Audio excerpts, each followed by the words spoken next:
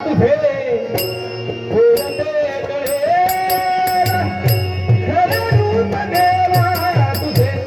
खरे रूप देवा तुझे कोरते कळे पूर्ण विटे